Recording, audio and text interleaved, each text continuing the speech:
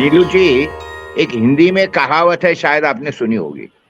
खिसियानी बिल्ली खंबा नोचे।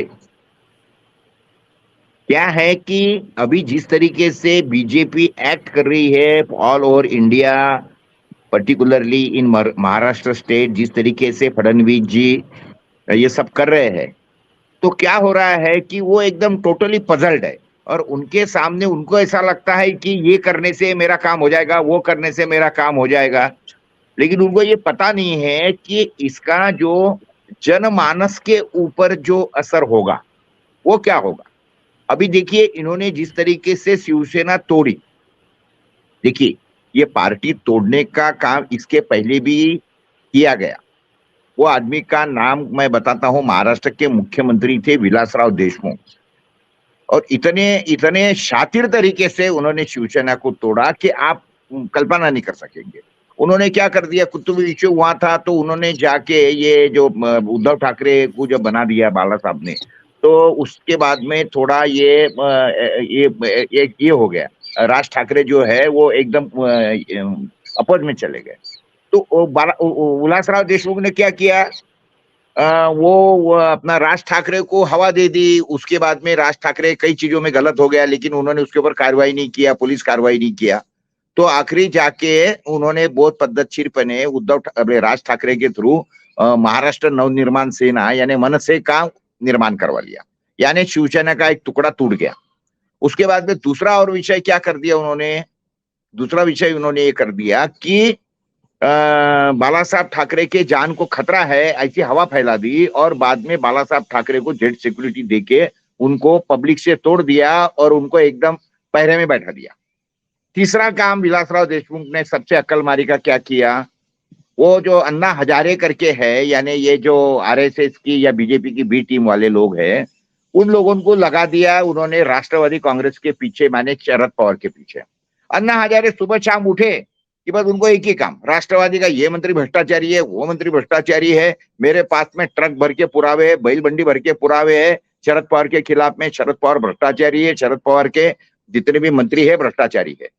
बस सुबह शाम, और वो जाके ऐसा कुछ बोले उपोषण को बैठे कि विलासराव देशमुख उनको बुला लेते थे, उनको मिलने जाते थे। यानी कहने का मतलब खुद कुछ नहीं किया, बाजू में रह के उन्होंने विपक्ष को तोड़ा और कमजोर कर दिया।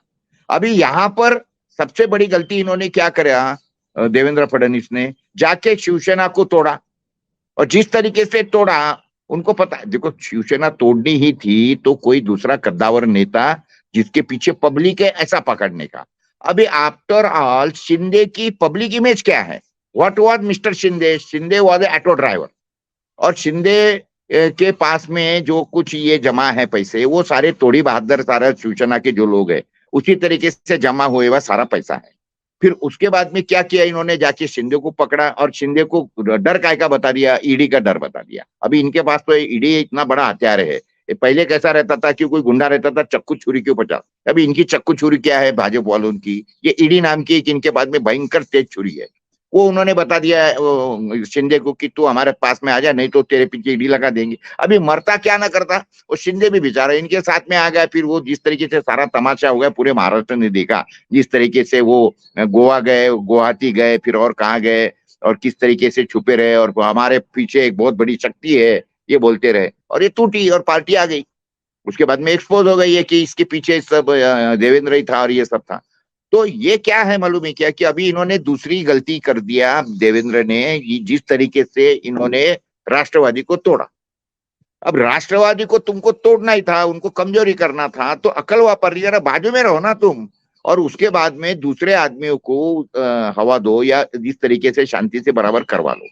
लेकिन देखो, पार्टी को तोड़ना इतना ही महत्व का था ना, अपने साथ में जोड़ने की तो जरूरत नहीं थी इनको। काय के लिए, क्योंकि इनके पास में ऑलरेडी जितनी संख्या चाहिए वो संख्या तो थी।